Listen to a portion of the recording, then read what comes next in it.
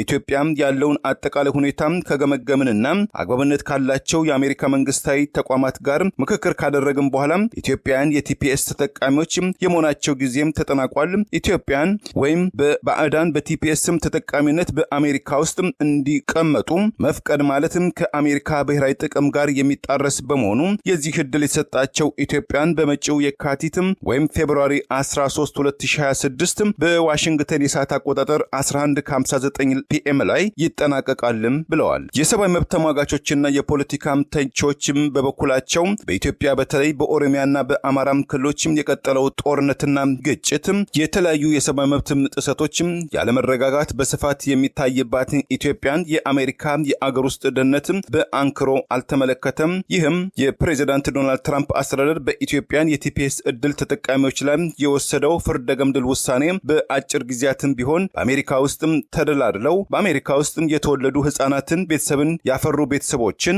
ማህበራዊ ሰንሰለታቸውን ይበጥሳል በማለትም ስጋትና ተቃውሟቸውን እያሰሙ ይገኛሉ። ማሪና ሻፕለስኪ በአሜሪካ ኒውዮርክ ግዛት የሚገኝ ኢትዮጵያንን ጨምሮ የተለያዩ አገር ዜጎች በአሜሪካ ውስጥ የመኖሪያ ፍቃድ የስደተኝነት ጥገኝነት ወይም የአሜሪካ ዜግነት እንዲያገኙ የሚረዳ በቤተሰብና በኢሚግሬሽን ጉዳይ ዙሪያ የሚያተኩር የህግ ተቋም ኃላፊ ናቸው። ኢትዮጵያን የቲፒኤስ ዕድል ተጠቃሚዎች ጊዜያቸው ሳይጠናቀቅ ወደ አገር ቤት መሄድ አለባቸው የሚለውን የፕሬዝዳንት ትራምፕ አስተዳደር ጸረ ስደተኞች አቋምን የዓለም ፍጻሜ አይደለም የሚሉት ማሪያና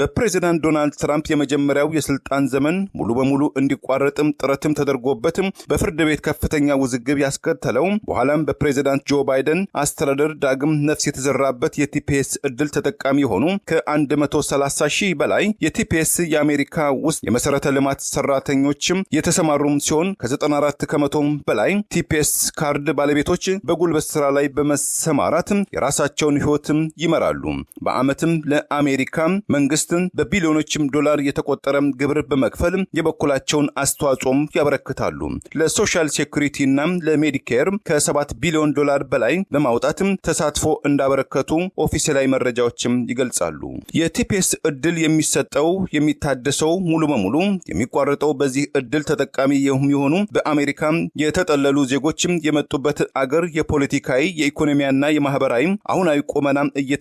እየተገመገመ እንደሆነ የአሜሪካ አስተዳደር ቢገልጽም ቀደም ብለው አሰራሩ ዙሪያ በርካታም ቅሬታ ያደረባቸው የቲፒኤስ ተጠቃሚዎች በአገራችን ያለው እውነተኛ ሁኔታ አላገናዘበም፣ አሜሪካም ለግለሰቦችም የሰጠችውና ህገ መንግስታዊ መብትን ያልተገናዘበ በዘረኝነት ወይም ራይሻል ዲስክሪሚናቶሪ ላይ የተመረኮዘ ውሳኔ ነው በማለትም በአንድ ወቅት የአሜሪካ አስተዳደር በግዛቱ ላለፉት 4 ዓመታት በተለይ የአጭር ጊዜ የደህንነት ጥበቃ ስር የነበሩ በሺዎች የሚቆጠሩ ኢትዮጵያንን በመጪው 2 ወራት አገሪቱን ለቀው እንዲወጡም ካልሆነ ግን በጸጥታ ኃይሎች ተይዘው ወደ አገር ቤትም እንደሚጠረዙ ማስታወቁን ተከትሎ በእድሉ ተጠቃሚዎችና ኢትዮጵያን የማህበረ ተወካዮች ዘንድ ከፍተኛ መደናገጥም ፈጥሯል። 8ኛዋ የአሜሪካ የአገር ውስጥ ደህንነት ተቋም ሆምላንድ ሴክሬታሪ ዋና ኃላፊ የሆኑትም ክሪስቲን ናኦሚ ባለፈው አርብ እንዳሳወቁት በኢትዮጵያም ስላለው ወቅታዊ ሁኔታ ጥንቃቄ የተሞላበት ግምትና ውይይትም ካደረግን በኋላ ለኢትዮጵያን ተሰጥቶ የነበረው የጊዜያዊ ደህንነት ጥበቃ ቴምፖራሪ ፕሮቴክሽን ስታተስ በእንግሊዝኛው ምህጻረ ቃል ቲፒኤስ እንዲቋረጥ ወስነናል ብለዋል። የአሜሪካ የዜግነትና የኢሚግሬሽን አገልግሎት USCIS በበኩሉ በቃል አቀባዩ በኩል ባወጣው መግለጫ ይህ ጊዜያዊ የደህንነት ዋስትና ወይም ቲፒኤስ ማለት ለጊዜያዊነት የሚሰጥ ዕድል እንጂ በአሜሪካ በቋሚነት ለመኖር የሚያስችል ትኬት መቁረጥ ማለት አይደለም። ከዚህ አኳያ በኢትዮጵያ ያለው ሁኔታ ከአሜሪካ ወደ ኢትዮጵያ ለሚመለሱ ኢትዮጵያን የከፋም ስጋትም አይደቀንባቸውም። በኢትዮጵያ ያለው የደህንነት ስጋትም ባልሆነ ሴክሬታሪ ነው በአሜሪካ ቲፒኤስ ዕድል ተጠቃሚ የሚሆኑ ኢትዮጵያን ዜግነት የቲፒኤስ ዕድላቸው ይቋረጣል ብለዋል። በአሜሪካ ውስጥ ለመኖር ህጋዊ ከለላ የሌላቸው ኢትዮጵያን በመጪው 60 ቀናት ወይም 2 ወራት ውስጥ እስከ መጪው የካቲት ወይም በፈረንጆቹ ፌብሩዋሪ 13 2026 ድረስ በራሳቸው ፍላጎት የአሜሪካ መሬትን ለቀው እንዲወጡ ይበረታታሉ። እነዚህ የአሜሪካ የድንበርና የጉምሩክ ጥበቃ CBP የተንቀሳቃሽ ስልክ መተግበሪያ ላይ ጎራ በማለት በበጎ ፈቃደኝነት ወደ አገር ቤት ለሚመለሱ ኢትዮጵያን የአንድ ዙር የአውሮፕላን ቲኬትና የ1000 የአሜሪካን ዶላር ጉርሻም ይሰጣቸዋል። ወደፊትም ወደ አሜሪካ በህጋዊ መንገድ ለመምጣት ከፈለጉ ሰፊ እድል ይኖራቸዋል ብለዋል። USCIS መግለጫውን ሲያጠቃልል የዚህ እድል ተጠቃሚ ያልሆኑ ከኢትዮጵያን የቲፒኤስ ተጠቃሚዎች በአሜሪካ ውስጥ ከመጪው የካቲት 13 2026 በኋላ በአሜሪካ የአገር ውስጥ የደህንነት ሰራተኞችም ሊታሰሩ ወደ ኢትዮጵያም ሊጠረዙ ዳግም ወደ አሜሪካም ላይ መለሱ ይችላል በማለትም አስጠንቅቋል። በሰሜን ኢትዮጵያ የዛሬ 5 ዓመት እንደ ፈረንጆቹ አቆጣጠር በ2020 በተካሄደው ሰው ሰራሹ ደም አፋሳሽም ከ600,000 በላይ ህይወትም የቀጠፈውና ሚሊዮኖች ማፈናቀሉ በተነገረው ጦርነትና በተፈጥሮ ችግሮች ሳቢያ ቤት ንብረታቸውን አገራቸውን ጥለው የተሰደዱ ከ5,000 እስከ 30,000 የሚገመቱ ኢትዮጵያን ከጅምላ ግድያ፣ ከደቦ መደፈር፣ የጾታ ትንኮሳ ለመታደግ በማለት በቀድሞው የአሜሪካ ፕሬዝዳንት ጆ ባይደን አስተዳደር የሰጠው የጊዜያዊ የደህንነትም ከለላም ወይም ቲፒኤስን በመጠቀም ኢትዮጵያን በአሜሪካ ውስጥ ጊዜያዊ መኖሪያ ፍቃድና የሥራ ዕድል እንዲያገኙም ተደርጓል። ይህ የጊዜያዊ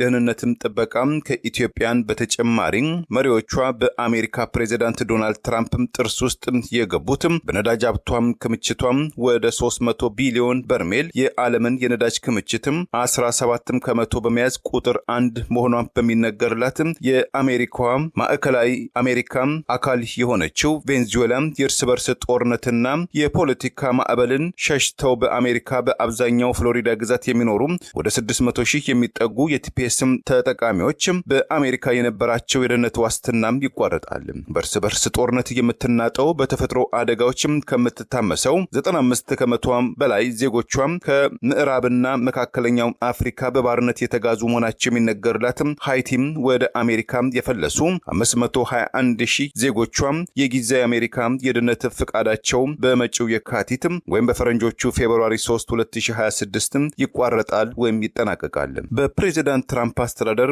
ቀደም ሲል የቲፒኤስ እድላቸው የተቋረጠው የአፍጋኒስታን፣ የካሜሮን፣ የሆንዱራስ፣ የኔፓልና የኒካራጓም ዜጎችም ጉዳዩን ወደ ፍርድ ቤት በመምራት ወደ አገራችን ብንመለስ ህይወታችን አደጋ ላይ ሊወድቅም ስለሚችል የአሜሪካ ፍትህ ይዳኘን ይታደገም በማለት እየተማጸኑ ይገኛሉ። ፕሬዝዳንት ትራምፕ ባለፈው ታህሳስ ወይም በፈረንጆቹ ዲሴምበር 2 2025 በካውንስል ሚኒስትሮች አባሎቻቸው ጋር በነበራቸው ስብሰባ ከዚያም በመቀጠል በፔንሲልቬኒያ ግዛት ባካሄዱት ፖለቲካዊ ቅስቀሳ ላይ በተደጋጋሚ እነዚህ ሶማሊያውያን ቆሻሾች በመሆናቸው በአገራችን ካስቀመጥናቸው በአገራችን ቆሻሻን የማከማቸት ያህል ነው፣ ስለዚህ ከዚህ ተጠቅልለው ቢሄዱ እመርጣለሁ በማለትም በሚኒሶታ ግዛትም የዲሞክራቲክ ፓርቲ ህዝብ እንደራሴዋ ትውልደ ሶማሊያዊቷ ኤለን ኦማርን ጨምሮ በስም በመጥራትም ቆሻሻ ናቸው የሚል ከፖለቲካና ከዲፕሎማሲ ለዛም ያፈነገጠም ጽዩፍ እና የአሜሪካ ፖለቲከኞችና የማህበራዊ አንቂዎችን ያነጋገረም ያስቆጣም አስተያየት መሰንዘራቸው ይታወሳል። በቀድሞው የአሜሪካ አስተዳደር በአገር ውስጥ ሚኒስትሩ ኤሊንዴሮ ሞሬኳስ በወርሃም ሐምሌ ወይም ጁላይ 24 2024 ሶማሊያውያን የተሰጣቸው የቲፒኤስ የ18 ወራት የጊዜ ዕድል ተሻሽሎ እስከ መጪው መጋቢት ወይም ማርች 17 2026 የሚቆይ ሲሆን ከጎረቤት ሱዳን ጦርነትን ሸሽተው ወደ አሜሪካ የገቡ ሱዳንን በመጪው 11 ወራት የቲፒኤስ ዕድላቸው አማካኝነት በአሜሪካ የሚኖሩ ሲሆን ከጎረቤት ደቡብ ሱዳን የተሰደዱ የቲፒኤስ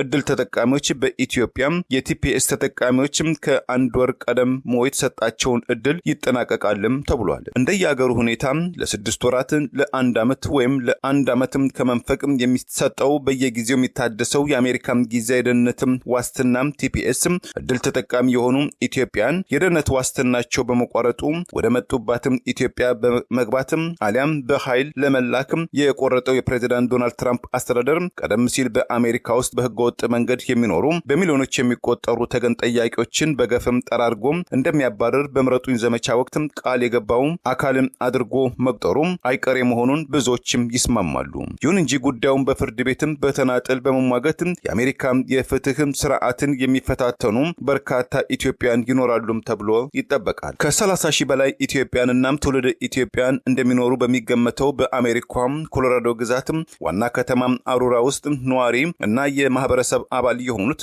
ሊዲያም ታምራት ስለ ወቅቱ የፕሬዝዳንት ዶናልድ ትራምፕ አስተዳደር ኢትዮጵያን የቲፒኤስ እድል ተጠቃሚዎችን በመጪው 60 ቀናት አሜሪካን በፈቃደኝነት ለቀው መውጣት አለባቸው ካልሆነ ህጋዊ እርምጃ ይከተላቸዋል ማስፈራሪያን በስጋትም ከተመለከቱት መካከል መሆናቸውን ገልጸዋል። ሊዲያም ከኮሎራዶ ሲቢኤስ ቴሌቪዥን ጋር ሰሞኑን ባደረጉትም ቃለ ምልልስ እነዚህም ካለፈው የ2022 የአውሮፓ አቆጣጠር የዛሬ 3 ዓመት ጀምሮ በኮሎራዶ ግዛት በመኖር ልጆቻቸውን ወደ ትምህርት ቤት በመላክ እነርሱም በተሰጣቸው የሥራ ዋስትና በመጠቀም በአሜሪካ ውስጥ ኑሯቸውን በማደላደል ላይ የነበሩ ሰላማዊ ዜጎችን ሰላም መረጋጋት ወደ አልሰፈነባት ከረሃብ አረንቋም ወደ አልተላቀቀችው ኢትዮጵያ በጥድፊያ ማባረር ተገቢ አይደለም በማለትም ተቃውሟቸውን አሰምተዋል። ዜጎቿም ወደ ኢትዮጵያ የሚያደርጉትን ጉዞን በተመለከተ በሶስተኛ ደረጃ ላይ በማስቀመጥ በኢትዮጵያ የተለያዩ አካባቢዎች አደገኛ የደህንነት ስጋት አለም፣ ከፍተኛ ወንጀል፣ መታፈን፣ የሽብር ተግባር፣ የትራንስፖርት መስተጓጎል፣ አለመረጋጋት፣ ተላላፊ ወረርሽኝ በሽታ በመኖሩ ወሳኝ ያልሆኑ የኤምባሲው ሰራተኞችና ዜጎች ግዴታም ካልሆነባቸው በቀር ወደ ኢትዮጵያ እንዳይሄዱ የሚል ምክረ ሐሳብ በድረገጹ ላይ ዛሬ ድረስ ያሰፈረው የአሜሪካ የውጭ ጉዳይ መስሪያ ቤት ኢትዮጵያን የቲፒኤስ እድል ተጠቃሚዎች ወደ ሀገራቸው ቢመለሱ ይጠብቀናል ስለሚሉት የደህንነት ስጋት የተጋራቸው አይመስልም። በአሜሪካ የጊዜያዊ መኖሪያ ዋስትና አግኝተው በስተመጨረሻ ወደ ሀገር ቤት ይመለሳሉ ስለተባሉ ከ5000 በላይ ኢትዮጵያን የቲፒኤስ ተጠቃሚዎች ጉዳይ ዙሪያ በቻይናው መንግስት በከፊል ሆነም በሙሉ በሚደጎመው ሲጂቲኤን ቴሌቪዥን ያነጋገራቸው በአሜሪካ ውስጥ በህግ ሙያ በጥብቅና ስራ ላይ የተሰማሩት ዶክተር ሄኖክ ገቢሳ እነዚህ ከአሜሪካ የመባረር አደጋ ያንዣበባቸው ኢትዮጵያን በጣም ፈጣንና አሳማኝ ማስረጃ በማቅረብ በአሜሪካ ውስጥ በህጋዊ መንገድ የሚኖርበትን መንገድ ካልቀየሱ ቢቻል በቤተሰብ ጉዳይ ወይም ፋሚሊ አሬንጅመንት አሊያም ወደ ኢትዮጵያ ቢመለሱ የደህንነት ስጋት ሊገጥማቸው እንደሚችል የአሜሪካን ባለስልጣናትን ካላስረዱ ከባድም ፈተናም ሊጋፈጡም ይችላሉ። ወደ አገር ቤትም የመባረራቸው እድል ከፍተኛ ይሆናል በማለትም አስጠንቅቀዋል። እንደ ዶክተር ሄኖክ ገቢሳ እምነት በአሜሪካ ጊዜያዊ መኖሪያ ፍቃድ ተሰጥቷቸው የነበሩትም በቀጣዩ 2 ወራት አሜሪካንን ለቃችሁ ሂዱ የተባሉትም ኢትዮጵያን ወደ አገር ቤት ለመመለሳቸው ገፊ ምክንያት በኢትዮጵያ ያለው ፖለቲካዊና ኢኮኖሚያዊ መዋዠቅ በመስከኑ ሳይሆን በዋሽንግተን የፖለቲካ ዘዋሪዎችም የፖለቲካ ስሌትም ነጸብራቅ ነው ብለውታል። ዶክተር ሄኖክ ይህንን አባባላቸውን ሲያጠናክሩ ፕሬዝዳንት ዶናልድ ትራምፕ በምረጡኝ ዘመቻቸው ወቅት ሆነ ወደ ነጩ ቤተመንግስታቸው ዳግም ሲገቡ ባዕዳን ወይም አሊየን ብለው የጠሯቸው በሺዎች የሚቆጠሩ ተገን ጠያቂዎችም ከአሜሪካ ምድር ለማባረር በመዛታቸው ዛሬ ላይ የሚታየው እርምጃም በኢትዮጵያን ካለው የደህንነት የጸጥታ ሁኔታ ጋር ተሻሽሏል እንደሚሉትም ሳይሆን የአሜሪካ ነጩ ቤተመንግስት በጸረ ስደተኞች ጉዳይ የሚከተለው ፖሊሲውን ተግባራዊ ለማድረግ የሚከተለው አጀንዳ አካል ነው በማለትም አስተያየታቸውን ሰንዝረዋል። ከ2022 አውሮፓ አቆጣጠር በፊትም ወደ አሜሪካ ለገቡ ኢትዮጵያንና ከኢትዮጵያም ለሄዱ ኢትዮጵያን ያልሆኑ ሰዎችም ጊዜያዊ ጥበቃ መስጠቱን ያወሳው የህግ ባለሙያው ሙሉ ዓለም ጌታቸው ለቢቢሲ በሰጠው አስተያየትም 5 የሚጠጉ ኢትዮጵያን በዚህም የቲፒኤስ የህግ ጠበቃ ስር ብቻ እንደነበሩ እና በሌላ ከ2022 አውሮፓ አቆጣጠር በፊት ወደ አሜሪካም ለገቡ ኢትዮጵያንና ከኢትዮጵያ ለሄዱ ኢትዮጵያን ላልሆኑ ዜጎችም ጊዜያዊ ጥበቃ መሰጠቱን ያወሱትም የህግ ባለሙያው ሙሉ ዓለም ጌታቸው ለቢቢሲ በሰጡትን አስተያየትም 5000 የሚጠጉ ኢትዮጵያን በዚህ የቲፒኤስ የህግ ጥበቃም ስር ብቻ እንደነበሩና በሌላም የስደተኞች ወይም ጥገኝነት ጥያቄዎችም ከለላም ስር ያልተካተቱም ኢትዮጵያን ግምታቸው 1000 ሊደርስም እንደሚችልም ይገምታሉ። እንደ ጠበቃ ሙሉ ዓለም እምነትም በቀጣዩ 60 ቀናትም አሜሪካንን ለቀው እንዲወጡ ካልሆነም ከያሉበትም ተይዘው ታስረው በኃይል ወደ ኢትዮጵያ እንደሚባረሩ ከአሜሪካ የደህንነትና የኢሚግሬሽን ባለስልጣናት ቀጭን ማስጠንቀቂያ የተላለፈባቸው ኢትዮጵያን የቲፒኤስ ተጠቃሚዎች በቀጣዩ 60 ቀናት ውስጥ ወደ ጥገኝነት ወይም ወደ ሌላ የአሜሪካ መኖሪያ ደረጃ ስታተስ ጥያቄ መለወጥ ይችላሉ። ነገር ግን በኢሚግሬሽን ውስጥ ከለላ እንደሚያስፈልጋቸው ለማሳየት አሳማኝ ማስረጃ ማቅረብ ግዴታቸው ነው። የሚያቀርቡት ማስረጃ ሐሰተኛ ከሆነ የአሜሪካ መንግስትን የማታለል ወንጀል በመሆኑ ለወደፊት ሊያገኙ በሚችሉት የስደተኛ ከለላ እድል ላይ አሉታዊ እድል ሊኖረው እንደሚችል ጠበቃ ሙሉ ዓለም ያስጠነቅቃሉ። የቀን ገደቡም ከመድረሱ በፊት ከአሜሪካ መንግስት የተገባላቸውን የቃላትም ተስፋ በመመርኮዝ ከአሜሪካ በገዛ ፈቃዳቸው ለመውጣት ወይም ቮለንተሪ ዲፓርቸር የሚፈልጉ ኢትዮጵያን በጎ ፈቃደኞች ለአሜሪካ መንግስት መረጃ ቢሰጡም ከኢትዮጵያ መንግስት ጋር በፈቃደኝነት የመውጣት ስምምነት ስለሌለ የአሜሪካ መንግስት የአውሮፕላን ቲኬት እንደማይቆርጥላቸው ራሳቸው የጉዞ ቲኬት መቁረጥ እንደሚጠበቅባቸው ወደ ኢትዮጵያም ለመመለስ የተዘጋጁ ለጊዜው ቁጥራቸውና ማንነታቸው ያልተገለጹ ደንበኞቻቸው እንደነገሯቸው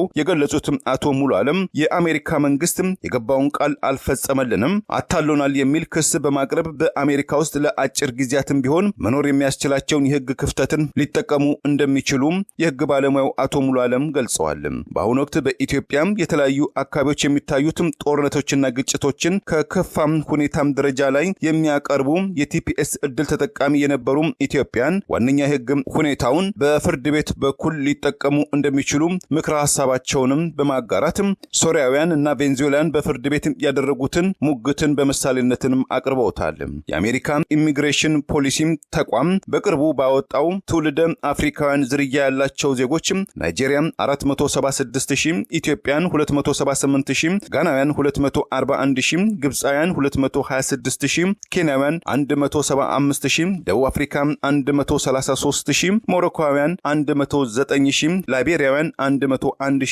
ሶማሊያውያን 92,000፣ ካሜሩናውያን 91,000 እንደሚገመቱ ያስረዳል። መንግስታዊ ተቋማት የህግ አንድምታዎችን የህግ ማስታወቂያዎችን በየዕለቱ የሚያወጣው የአሜሪካው የፌደራል ሬጂስተር ጆርናል በቅርቡ ኢትዮጵያን በተመለከተ ባወጣው መጣጥፉም በኢትዮጵያ ውስጥ የተወሰኑ ግጭቶችና አመጻዎች መኖራቸውን አረጋግጦ ነገር ግን በጤና አጠባበቅ ረገድ፣ በምግብ ዋስትና፣ በአገር ውስጥ ተፈናቃዮች ረገድ ኢትዮጵያ እያገገመች ነው ብሏል። በኢትዮጵያ ውስጥ በጎሳም ጦርነትም በተፈጥሮ አደጋዎች ምክንያት ሸሽተው በአሜሪካ ምድር በመግባት የጊዜያዊ ተገን እድል ያገኙ ዛሬም ስጋት አለብን የሚል በመረጃ የተደገፉ ጩኸትም የሚያሰሙ ኢትዮጵያውያን ተገን ጠያቂዎችም ጨርቄን ማቄን ሳይሉ በመጪው 2 ወራት ውስጥ አሜሪካንን ለቃችሁ ሂዱ የሚል መመሪያ ያወጣው በተቃራኒው በኢኮኖሚያ በአፍሪካ አህጉር በቀዳሚ ስፍራ የምትገኘው በዓለም አቀፍ ደረጃ በምጣኔ ሀብታቸው ከበለጸጉትም 20 አገራት ወይም ቡድን 20 አባል አገራት መካከል አንዷ የሆነችው ደቡብ አፍሪካ ውስጥ የዘረኝነት በደል ደርሶብናል የሚል ወቀሳ ያቀረቡ በመንግስታቸው ውንጀላው ለተሰባበለባቸው ነጭ አፍሪካነርስ ደቡብ አፍሪካን ጥገኝነት የሰጠው የፕሬዝዳንት ዶናልድ ትራምፕ አስተዳደር የዘር ተኮር ልዩነትን ይከተላል የሚል ብርቱ ትችቶችም እየቀረቡበትም ይገኛል። በአየርላንዱ ደብሊን ከተማ ውስጥ የዛሬ 24 ዓመት የቀድሞው የአሜሪካው ፕሬዝዳንት ዊሊያም ጄፈርሰን ክሊንተን የአየርላንድን የእርስ በርስ ጦርነትን በማስቆማቸው በስማቸው የተቋቋመው የክሊንተን ዩኒቨርሲቲ ውስጥ የአሜሪካ ዓለም አቀፍ ፖለቲካ ፕሮፌሰር የሆኑት ስኮት ላካስ ለአልጀዚራ በሰጡት አስተያየት የአሜሪካ የወቅቱ አስተዳደር የሚከተለው ፖሊሲ ነጭ ከሆንክና በአሜሪካ አስተዳደር ጋር ግንኙነት ካለህ ቀይ ምንጣፍ ይነጠፍልሃል፣ ነገር ግን የቆዳ ቀለምህ ነጭ ካልሆነ ያልቅልሃል፣ የተረሳህም ይመስላል በማለትም ተቀባይነት የሌለውን ታማኝነትም ሲሉ ኮንነውታል። ቁጥራቸው ለጊዜው በውል ያልተገለጸ ነገር ግን በቲፒኤስ እድል በመጠቀም በአሜሪካ ውስጥ በጤና አጠባበቅ በሎጂስቲክና በማኒፋክቸሪንግ ስራ ላይ ተሰማርተው የነበሩ ኢትዮጵያን በድንገትም ከአሜሪካ እንዲባረሩ የመደረጋቸው ጉዳይ ቀጣሪዎቻቸው አዲስ ሰራተኞችን ለማግኘት ችግር ሊገጥማቸው እንደሚችል የሚገልጹት ተንታኞች የአሜሪካ ቀጣሪዎች በዘላቂነት የሥራ ዕድል ወይም ስፖንሰርሺፕ ፍቃድ ግሪን ካርድ EB3 ልዩ መሰረት ማዘጋጀት ይጠበቅባቸዋል ሲሉም ይመክራሉ። የአሜሪካ የኮንግረስ አባላት የዛሬ 35 ዓመት እንደ ፈረንጆቹ አቆጣጠር በ1990 ከጦርነት አገራት በተፈጥሮ ችግር ለሚማቀቁ በወረርሽኝ ወይም ከአቅም በላይ ሰው ሰራሽና ተፈጥሯዊ ችግሮች ወደ አሜሪካ ለሚመጡ የውጭ አገር ዜጎች በጊዜያዊነት እንዲኖሩ ከመባረር ተርፈው በስራ መስክ እንዲሳተፉ ልዩ ዕድል ያመቻቹላቸው የቲፒኤስ ዕድል ካለፈው መጋቢት ወይም ማርች 31 2025 እስከ አሁን ድረስ እየተጠቀሙ የሚገኙ ወደ 4540 የሚጠጉ ኢትዮጵያን ጨምሮ ከቬንዙዌላ፣ ከሃይቲ፣ ከኤልሳልቫዶር፣ ከዩክሬን፣ ከሆንዱራስ፣ ከአፍጋኒስታን፣ ከኔፓል፣ ከካሜሮን፣ ከሶሪያ፣ ከናይማር ወይም የቀድሞ በርማ፣ ከኒካራጓ፣ ከሱዳን፣ ከየመን፣ ከሶማሊያ፣ ከደቡብ ሱዳንና ከሊባኖስ ከ17 ሀገራት የመጡ 1,297,635 ሰዎች የዕድሉ ተጠቃሚዎች መሆናቸውን አብዛኞቹም የቲፒኤስ ተጠቃሚዎች በፍሎሪዳ፣ በቴክሳስ፣ በኒውዮርክ፣ በካሊፎርኒያና በጆርጂያ ግዛቶች እንደ ቅደም ተከተላቸው በብዛት እንደሰፈሩ የአሜሪካ መንግስታዊ አሃዞች ይገልጻሉ። በፕሬዝዳንት ዶናልድ ትራምፕ የመጀመሪያው የስልጣን ዘመን ሙሉ በሙሉ እንዲቋረጥ ጥረትም ተደርጎበት በፍርድ ቤት ከፍተኛ ውዝግብ ያስከተለው በኋላም በፕሬዝዳንት ጆ ባይደን አስተዳደር ዳግም ነፍስ የተዘራበት የቲፒኤስ ዕድል ተጠቃሚ የሆኑ ከ130,000 በላይ የቲፒኤስ የአሜሪካ ውስጥ የመሰረተ ልማት ሰራተኞች የተሰማሩ ሲሆን ከ94 ከመቶ በላይ ቲፒኤስ ካርድ ባለቤቶች በጉልበት ስራ ላይ በመሰማራት የራሳቸውን ህይወት ይመራሉ። በአመትም ለአሜሪካ መንግስት በቢሊዮኖች ዶላር የተቆጠረ ግብር በመክፈል የበኩላቸውን አስተዋጽኦም ያበረክታሉ። ለሶሻል ሴኩሪቲ እና ለሜዲኬር ከ7 ቢሊዮን ዶላር በላይ በማውጣት ተሳትፎ እንዳበረከቱ ኦፊሴላዊ መረጃዎችም ይገልጻሉ። የቲፒኤስ ዕድል የሚሰጠው የሚታደሰው ሙሉ በሙሉ የሚቋረጠው በዚህ ዕድል ተጠቃሚ የሚሆኑ በአሜሪካ የተጠለሉ ዜጎች የመጡበት አገር የፖለቲካዊ የኢኮኖሚያና የማህበራዊ አሁናዊ ቁመና እየተገመገመ እንደሆነ የአሜሪካ አስተዳደር ቢገልጽም ቀደም ብለው አሰራሩ ዙሪያ በርካታም ቅሬታ ያደረባቸው የቲፒኤስ ተጠቃሚዎች በአገራችን ያለው እውነተኛ ሁኔታ አላገናዘበም፣ አሜሪካ ለግለሰቦችም የሰጠችውና ህገ መንግስታዊ መብትን ያልተገናዘበ በዘረኝነት ወይም ራይሻል ዲስክሪሚናቶሪ ላይ የተመረኮዘ ውሳኔ ነው በማለትም በአንድ ወቅት በካሊፎርኒያ ግዛት ውስጥ ከሱዳን፣ ከኤልሳልቫዶር፣ ከሃይቲ እና ከኒካራጓ የመጡ ተገን ጠያቂዎች ጉዳይ ፍርድ ቤት በጊዜያዊነት ማገዱን ተከትሎ የቀድሞ ፕሬዝዳንት ጆ ባይደን አስተዳደራቸው በወርሃ ህዳር ወይም ኖቬምበር 2022 ከላይ የተጠቀሱት አገራት የመጡ ስደተኞች እስካለፈው ሰኔ 2024 የአውሮፓ አቆጣጠር ድረስ ሙሉ በሙሉ የቲፒኤስ ዕድል መብታቸው እንዲከበር የወሰነ ሲሆን በአሁኑ ወቅትም የተወሰኑ ተመሳሳይ ጉዳዮች በፍርድ ቤት በእንጥልጥል ላይ መሆናቸውም ታውቋል። የአሜሪካን የአገር ውስጥ ጉዳይ ሹማም ክሪስቲን ናኦሚ በኢትዮጵያ ያለውን አጠቃላይ ሁኔታ ከገመገምንና አግባብነት ካላቸው የአሜሪካ መንግስታዊ ተቋማት ጋር ምክክር ካደረግን በኋላ ኢትዮጵያን የቲፒኤስ ተጠቃሚዎች የመሆናቸው ጊዜም ተጠናቋል። ኢትዮጵያን ወይም በባዕዳን በቲፒኤስ ተጠቃሚነት በአሜሪካ ውስጥ እንዲቀመጡ መፍቀድ ማለትም ከአሜሪካ ብሔራዊ ጥቅም ጋር የሚጣረስ በመሆኑ የዚህ ዕድል የተሰጣቸው ኢትዮጵያን በመጪው የካቲት ወይም ፌብሩዋሪ 13 2026 በዋሽንግተን የሰዓት አቆጣጠር 11:59 ፒኤም ላይ ይጠናቀቃልም ብለዋል። የሰብአዊ መብት ተሟጋቾችና የፖለቲካ ተንታኞችም በበኩላቸው በኢትዮጵያ በተለይ በኦሮሚያና በአማራም ክልሎች የቀጠለው ጦርነትና ግጭት የተለያዩ የሰብአዊ መብት ጥሰቶች ያለመረጋጋት በስፋት የሚታይባት ኢትዮጵያን የአሜሪካ የአገር ውስጥ ደህንነት በአንክሮ አልተመለከተም። ይህም የፕሬዝዳንት ዶናልድ ትራምፕ አስተዳደር በኢትዮጵያን የቲፒኤስ ዕድል ተጠቃሚዎች ላይ የወሰደው ፍርደ ገምድል ውሳኔ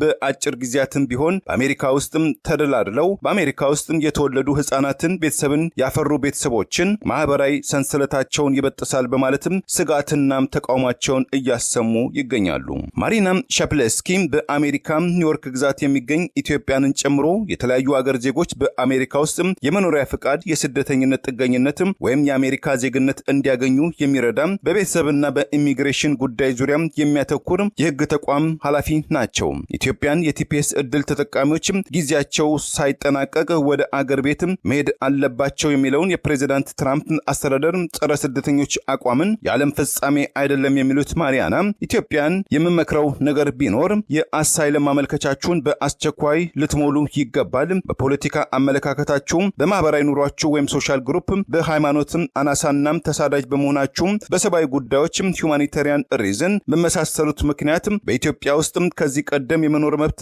ዋስትና መነፈጋችሁን ወደፊትም ወደ ኢትዮጵያ ብትመለሱ አደጋ ሊጋፈጥባችሁ የሚያስችል አሳማኝ የሆኑ 5 የህግ መጠይቆችን መካከል አንዱን ካቀረባችሁ በየትኛውም የአሜሪካ ግዛቶች ከሚገኙ የህግ ባለሙያዎች ጋር በፍጥነትም ተመካከሩ። በአሜሪካ የዜግነትና የኢሚግሬሽን ተቋም USCIS የጥገኝነት ማመልከቻችሁን በአስቸኳይ አስገቡ። ይህ የሚሆነው የአሜሪካ መንግስት የዲፖርቴሽን ወይም የመጠረዝም ትኬትም በእናንተ ላይ ከመቁረጡ ወይም ውሳኔ ከማስተላለፉ በፊት ነው ይላሉ። በስተመጨረሻም ነገሮች ሁሉ የዓለም ፍጻሜ ስላልሆኑ ህጉ የሚሰጣችሁን እድሎችን በሙሉ ተጠቀሙ በማለት ማሪያና በተንቀሳቃሽ ምስል አማካኝነት ለኢትዮጵያን የቲፒኤስ እድል ተጠቃሚዎች ምክረ ሐሳባቸውን ሰጥተዋል። ካለፈው ጥቅምት ወይም ከፈረንጆቹ ኦክቶበር 20 2022 በፊት ወደ አሜሪካ ምድር ለገቡ በአገራቸው ኢትዮጵያ በተከሰተም ሰው ሰራሽና ተፈጥሯዊ ችግሮች የተነሳ ወደ አገር ቤት መመለስ አንችልም የሚል ምክንያት ላቀረቡት በርካታ